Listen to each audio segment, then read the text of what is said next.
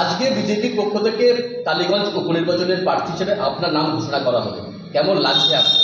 খুব আনন্দ, আজকের দিনে খুব আনন্দ হচ্ছে, আনন্দ পাচ্ছি। আশা করেছিলেন আপনাদেরকে প্রার্থী করা হতে পারে? দেখুন, আমাদের একটা সর্বভারতীয় দল, এর একদম বিধানসভা থেকে রাজ্য, আপনার জেলা, সমস্ত স্তরে বিবেচনা করে আজ প্রার্থী ঘোষণা হয়, যার জন্য আজকে লেটও হয়েছে, মানে এবং বিবেচনা করে প্রার্থীটা করা হয়েছে। কতদিন ধরে রাজনীতির সঙ্গে যোগাযোগ যুক্ত রয়েছে বিজেপির সঙ্গে এবং কীভাবে এই উত্থানটা হচ্ছে?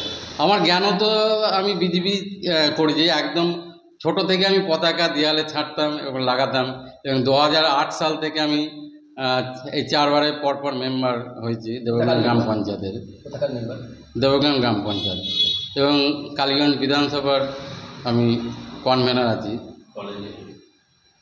আর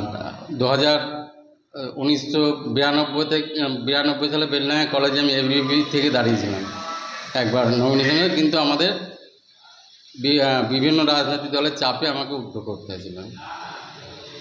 আপনি পড়াশুনো কতদূর কী করেছেন? আমি হায়ার সেকেন্ডারি পাস। কী করেন, পেশা কি এখন আপনি? ব্যবসা। কিসের ব্যবসা? ছোটোখাটো আমি ওই ভুসিমালের ব্যবসায়। এই যে তৃণমূলের প্রার্থী ঘোষণা করা হয়ে গেছে অনেকদিন আগে, যেদিনকে ভোট ঘোষণা হয়েছে তারপরের দিনই প্রার্থী ঘোষণা করা হয়েছে এবং তিনি ইতিমধ্যে প্রচারও শুরু করে দিয়েছেন। আপনাদের প্রার্থী মানে তালিকা প্রকাশ করতে এত দেরি হয়ে গেল, কোথাও কি পিছিয়ে পড়ছেন? দেখুন, আমি আগেই বললাম আপনাদের যে তৃণমূল একটা আঞ্চলিক দল, ওতে বলে দেবে অমুক প্রার্থী অমুক, আমাদের সেটা হয় না। একদম বিধানসভা থেকে একদম মণ্ডল স্তর থেকে নাম নিয়ে এসে জেলা আছে, জেলা থেকে রাজ্যে পাঠায়, তারা বিবেচনা করে দেখে, যার জন্য এই ইয়েটা হয়, সময়টা লেগে যায়।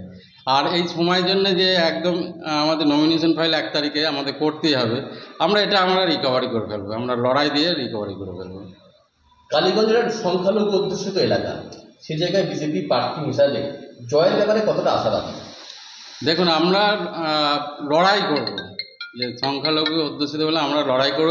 আমরা আশা করি আমাদের সনাতনী ভোট আমাদের দিকেই থাকবে এবং লড়াই করব, লড়াই করে আমরা জয়লাভও করব।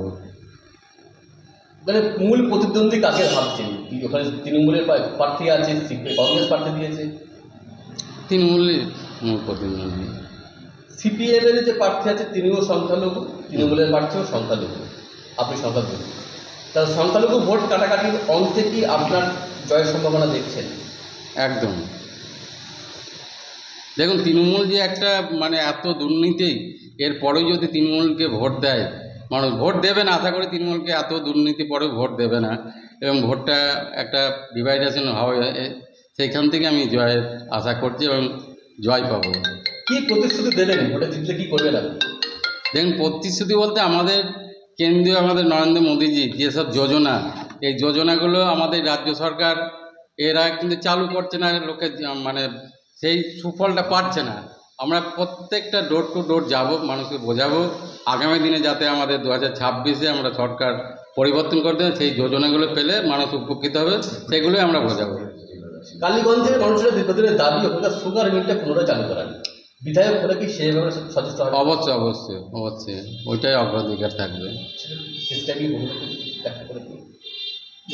বিস্তারিত বলুন। দেখুন, কালীগঞ্জ সুগার মিল তো দীর্ঘদিন থেকে বন্ধ, এই রাজ্য সরকার এটাকে গুরুত্বও দেয় না এবং যেসব জমি আপনার মিলের যেসব জমি জায়গা, ওরা তৃণমূলের কিছু গুন্ডা বাহিনী এসে সেই মাটি কেটে নিয়ে চলে যাচ্ছে, এগুলো প্রতিবাদ করার পরও কিছু সরোয়া হয়নি, বেদখল চলে যাচ্ছে তৃণমূলের যে হিস্সা দালালগুলো নিয়ে।